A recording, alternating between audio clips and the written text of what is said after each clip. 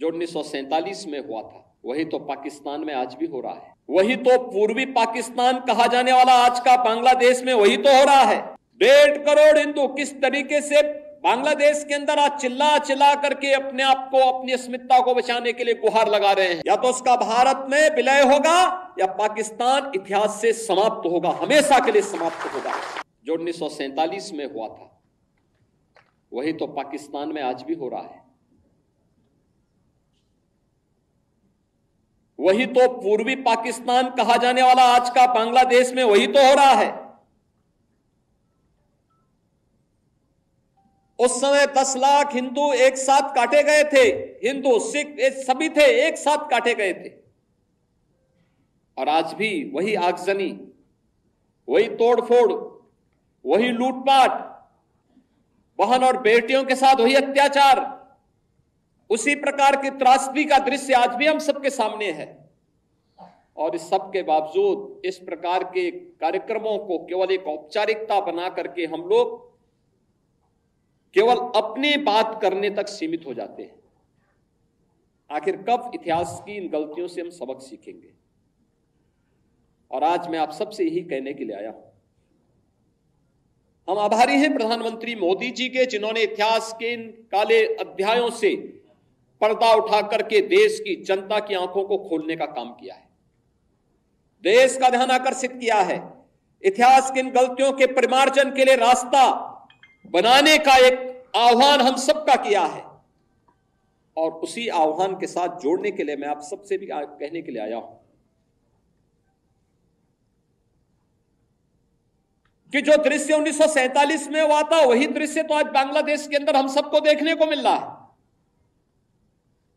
1.5 करोड़ हिंदू किस तरीके से बांग्लादेश के अंदर आज चिल्ला चिल्ला करके अपने आप को, अपनी अस्मिता को बचाने के लिए गुहार लगा रहे हैं। और दुनिया के मुंह सिले हुए कथित सेकुलरिस्ट भारत के अंदर भी इनके मुंह सिले हुए एक भी शब्द इनका नहीं निकल रहा है, क्योंकि उनको भय है कि अगर इन निरीह कमजोर लोगों के इस पक्ष में इन्होंने आवाज निकाली तो इनका वोट बैंक खिसक जाएगा। वोट बैंक की चिंता है, लेकिन मानवीय संवेदना इनकी मर चुकी है। मानवता के रक्षा के लिए इनके मुंह से एक भी शब्द नहीं निकलने वाला है, नहीं निकलेगा, क्योंकि इन्होंने आजादी के बाद लगातार उसी प्रकार की राजनीति को प्रेरित और प्रोत्साहित किया, उसको लेकर के आगे बढ़ते रहे। ये लगातार बांटो राज करो की उस राजनीति के तहत ये लोग देश के अंदर कार्य करते रहे। अंग्रेजों से सत्ता इन्होंने उस समय प्राप्त की। ये वास्तव में भारत की सत्ता का नेतृत्व नहीं कर रहे थे, बल्कि अंग्रेजों के ही, ब्रिटिशर के ही मानस पुत्रों के रूप में इन्होंने भारत की सत्ता को उस रूप में संचालन करना शुरू किया जैसे ब्रिटिशर इस देश के अंदर कर रहे थे। और आज उसी का दुष्परिणाम यह देश लगातार चुकाया है, अखंड हिंदुस्तान चुकाया है। लेकिन हमारा संकल्प है, महर्षि अरविंद ने जो 1947 के पहले घोषणा की थी, आजादी की त्रास, देश की विभाजन की त्रासदी आजादी के मिलने के बाद अक्सर उन्होंने इस बारे में अपनी चिंता व्यक्त भी की। और उन्होंने इस बात को कहा था कि आध्यात्मिक जगत में पाकिस्तान कोई वास्तविकता नहीं है, या तो उसका भारत में विलय होगा या पाकिस्तान इतिहास से समाप्त होगा, हमेशा के लिए समाप्त होगा।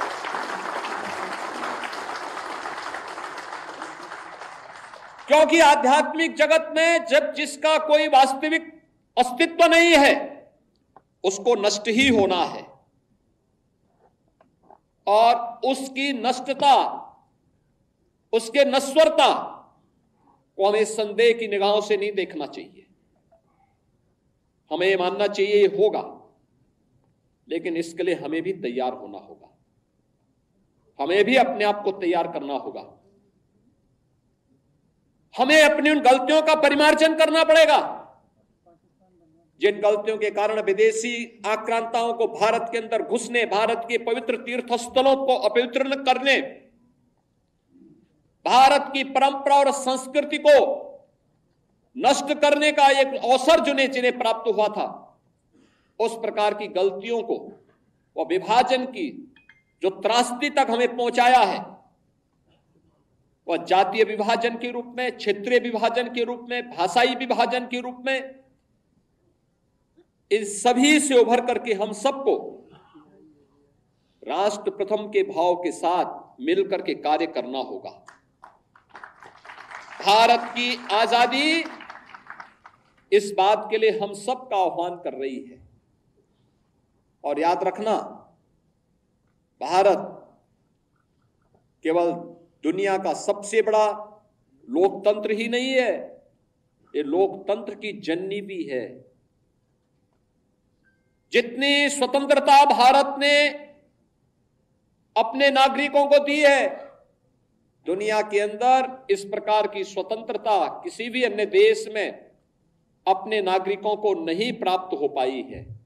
हम सबको अपने संविधान पर गौरव की अनुभूति करनी चाहिए। भारत के संविधान निर्माताओं के प्रति अपार श्रद्धा और सम्मान का भाव व्यक्त करना चाहिए। हमें सरदार वल्लभ भाई पटेल की दृढ़ता का सम्मान करना चाहिए। हमें बाबा साहब डॉक्टर भीमराव अंबेडकर के प्रति सत सत नमन करना चाहिए, जिन्होंने अपनी पीड़ा को दबाने के बावजूद भारत की एकता और अखंडता के प्रतीक भारत के संविधान को भारतवासियों को प्रदान किया, जो संविधान आज भी हम सबका नेतृत्व करता है, हमारा मार्गदर्शन करता है। और उन सभी महापुरुषों से जिन्होंने भारत के संविधान सभा के माध्यम से भारत को दुनिया का सबसे बड़ा संविधान दिया, इस संविधान के माध्यम से हम सबको भारत के इस लोकतंत्र पर गौरव की अनुभूति भी करनी चाहिए। और इस लोकतंत्र के साथ मिलकर के कैसे हम लोगों को जो स्वतंत्रता मिली है, इन स्वतंत्रता के उन नायकों के प्रति श्रद्धा का भाव व्यक्त करना होगा, जिन महापुरुषों ने अपना सर्वस्व भारत की आजादी के लिए समर्पित करके अपने आप को बलिदान किया था। आज के इस अवसर पर भारत फिर से अखंड भारत की दिशा में अग्रसर हो सके, महर्षि अरबिंदो के सपने को साकार कर सके, उनकी भविष्यवाणी सच साबित हो सके, इसके लिए हमें भारत को 1947 तक, जब भारत अपनी आजादी का शताब्दी महोत्सव मना रहा होगा, शताब्दी महोत्सव 1947 में जब भारत की आजादी के 100 वर्ष पूरे हो रहे होंगे, उस समय एक ऐसा भारत जो विकसित भारत होगा, शक्तिशाली भारत होगा, सशक्त भारत होगा। और सशक्त भारत के निर्माण के लिए प्रधानमंत्री जी ने आजादी के अमृत महोत्सव के अवसर पर जिन पंच प्रणों की बात की,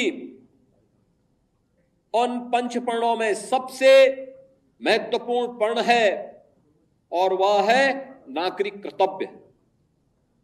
नागरिक कर्तव्य के प्रति हम जिस क्षेत्र में काम कर रहे हैं, किसी भी क्षेत्र में हो सकते हैं, शासन में हो सकते हैं, प्रशासन में हो सकते हैं, पुलिस सेवा में हो सकते हैं, व्यवसाय में हो सकते हैं, युवा हो सकते हैं, किसान हो सकते हैं, महिलाएं हो सकती हैं, समाज के किसी भी तबके में रहकर के वो कार्य, शिक्षक है, अधिवक्ता है, किसी भी क्षेत्र में वो काम कर रहा है, उस क्षेत्र में अपने नागरिक कर्तव्यों का पालन करते हुए राष्ट्र प्रथम के भाव के साथ उसे कार्य करना होगा। राष्ट्र प्रथम का यह भाव जब हमारे जीवन का संकल्प बनेगा, तो भारत के अंदर भारत को दुनिया की सबसे बड़ी ताकत बनने में कोई देर नहीं लगने वाली है। याद रखना, पिछले 10 वर्ष के अंदर भारत की प्रगति दुनिया को अचंभित करती है, दुनिया को आकर्षित करती है। दुनिया अभिभूत है, भारत की तरफ आशा भरी निगाहों से देख रही है, उसे विश्वास है कि भारत अगर सुरक्षित है तो विश्व मानवता सुरक्षित है। और इसलिए भारत की तरफ आज के समय में दुनिया के अंदर कहीं भी कोई संकट आता है तो भारत की तरफ दुनिया देख रही है। भारत की तरफ दुनिया का यह आकर्षण हमें एक नए भारत का दर्शन कराता है। प्रधानमंत्री मोदी जी के नेतृत्व में इस नए भारत को दुनिया की सबसे बड़ी ताकत के रूप में स्थापित करना, और 10 वर्ष में, आज से 10 वर्ष पहले भारत दुनिया की 10वीं बड़ी आर्थिक महाशक्ति था। आज भारत दुनिया की 5वीं बड़ी अर्थव्यवस्था बना है।